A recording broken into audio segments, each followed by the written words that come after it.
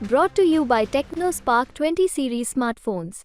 चौथा स्टेट जो कि उस लिहाज से बिहार और झारखंड हम कहते हैं, जो पहले 54 होती थी अब 40 सीट हो गई। उसमें नीतीश कुमार जी सबसे बड़ा खेल है कि नीतीश कुमार जी की जेडीयू का परफॉर्मेंस कैसा रहता है, उसके ऊपर काफी कुछ निर्भर करेगा कि वहां पर सीटों का क्या हिसाब होगा बिहार के अंदर। आप सब जानते हैं कि नीतीश कुमार जी ने अभी पिछले 5 साल में 2 बार पाला पलट दिया है। जी। पता है, 3 कह लीजिए उसको। तो काफी कुछ उस पर निर्भर करेगा कि देखिए, हम इन स्टेट्स की श्रेणी उनको कहते हैं जिनकी लोकसभा सीटों की संख्या 40 और 40 के ऊपर, ठीक। जी। उत्तर प्रदेश में मैं आपको बता दूं कि क्या मैटर करता है इस बार। पिछली बार सपा बसपा ने चुनाव साथ में लड़ा था, इस बार बसपा चुनाव अलग लड़ रही है।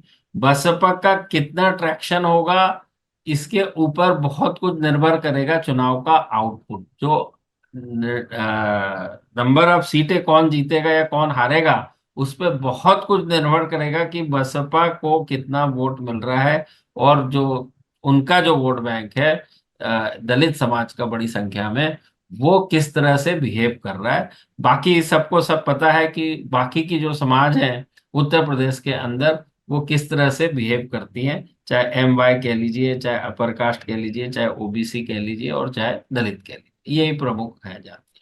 तो हम्म। उत्तर प्रदेश का लब्बो-लबाज BSP के परफॉर्मेंस पे निर्भर करता है, नंबर 1। नंबर 2, महाराष्ट्र की बात कर ले, दूसरे नंबर का स्टेट महाराष्ट्र। महाराष्ट्र के अंदर हमेशा से मिलिंद जी वहीं से आते हैं, अब जानते हैं मिलिंद जी महाराष्ट्र को अच्छे से।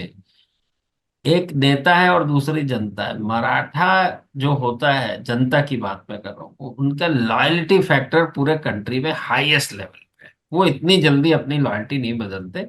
और उसी के चलते आप ये पाएंगे, आप अच्छे से स्टडी कीजिए महाराष्ट्र को। 35 जिलों में मैं 35 ऐसे नेताओं को बता दूं जो कभी हारते नहीं। उसी के चलते 27 से 28 हम्म। सीटें जो हैं वो इंडिपेंडेंट और छोटी पार्टियों की आती है असेंबली इलेक्शन के अंदर। अपार्ट फ्रॉम 4+2 बड़ी पार्टियों के बाद, NCP, Shiv Sena, Congress, BJP, Samajwadi party, उसके बाद भी 27 से 28 सीटें आती हैं जो कि इन छोटी पार्टी और रीजनल छत्रप की आती है। इसका मतलब क्या है? इसका मतलब यह है कि विदर्भ अलग हिसाब से बिहेव करता है, मराठवाड़ा अलग, वेस्टर्न महाराष्ट्र अलग, और बॉम्बे और कोंकण रीजन अलग। तो महाराष्ट्र के अंदर अब चूंकि दोनों शिवसेना और एनसीपी में टूट हुई और दो फैक्शन बन गए दोनों ग्रुप में, और अपने अपने जगह एनडीए और इंडिया अलायंस में जुड़ गए। तो जो रीजनल नेता है जो जहां रह गए, बड़ी अच्छे से देखने वाली बात रहेगी कि वो इस चुनाव में कैसा प्रदर्शन कर। महाराष्ट्र जो है इस तरह का स्टेट है। तीसरा बड़ा स्टेट है बंगाल। बंगाल में हम सब जानते हैं करीब 30% माइनॉरिटी या मुस्लिम आबादी है। हम्म।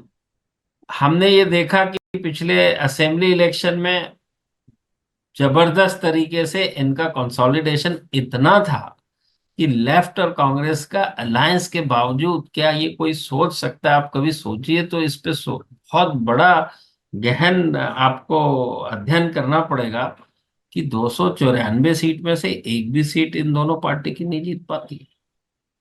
आप अंदाज लगा सकते हैं कि किस लेवल का वो हुआ है। और कांग्रेस और लेफ्ट ये कोई रीजनल और नई पार्टी नहीं है बंगाल के हम्म। संदर्भ में।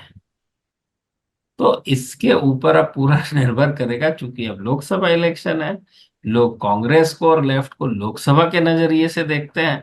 तो क्या इन वोटर में विघटन होगा, स्प्लिट होगा, उसके ऊपर, या जुड़ाव रहेगा, उसके ऊपर आउटकम होगा बंगाल का। चौथा स्टेट जो कि उस लिहाज से बिहार और झारखंड हम कहते हैं, जो पहले 54 होती थी अब 40 सीट हो गई। उसमें नीतीश कुमार जी सबसे बड़ा खेल है कि नीतीश कुमार जी की जेडीयू का परफॉर्मेंस कैसा रहता है, उसके ऊपर काफी कुछ निर्भर करेगा कि वहां पर सीटों का क्या हिसाब होगा बिहार के अंदर। आप सब जानते हैं कि नीतीश कुमार जी ने अभी पिछले 5 साल में 2 बार पाला पलट दिया है। जी तीन कह लीजिए उसको। तो काफी कुछ उस पर निर्भर करेगा।